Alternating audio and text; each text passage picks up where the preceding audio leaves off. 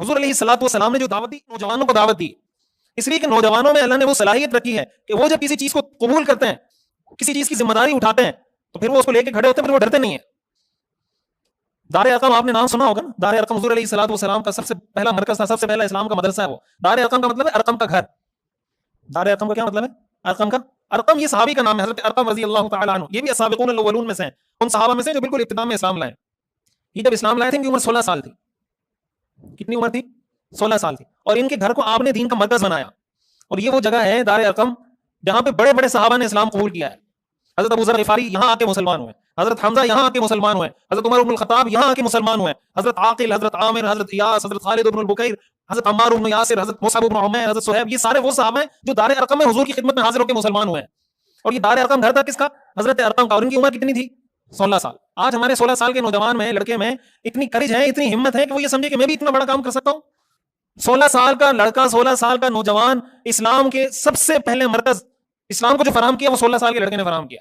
آج تک یہ سارے، جس کو آج کہہ سکتے ہیں نا کہ جیسے یونیورسٹی گریجویٹ ہوتے ہیں، یہ سارے صحابہ اس مدرسے کے گریجویٹ ہیں. حضرت عمر جیسے صحابہ، حضرت عمار بن یاسر جیسے صحابہ، حضرت ابو ذر غفاری جیسے صحابہ، یہ اس دار ارقم کے گریجویٹ ہیں، وہاں کے مسلمان ہیں، وہاں کے سیکھے ہوئے ہیں.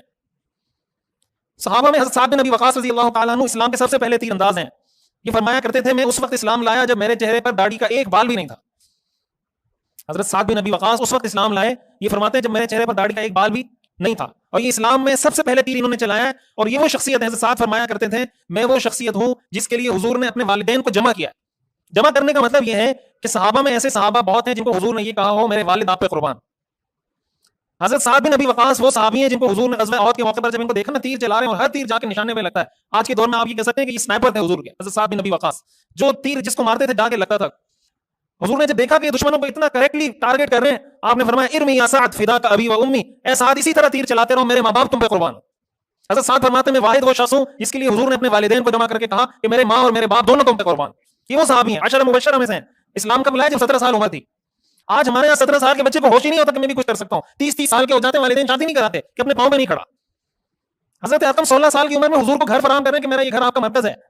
حضرت سعد بن ابی وقاص 17 سال کی عمر میں جب مسلمان ہوئے، ان کی والدہ نے بھوک ہڑتال کی. ان کی والدہ نے کہا کہ میں اس وقت کھانا نہیں کھاؤں گی، پانی نہیں پیوں گی، سائے میں نہیں بیٹھوں گی جب تک تم دوبارہ کافر نہیں ہو جاتے.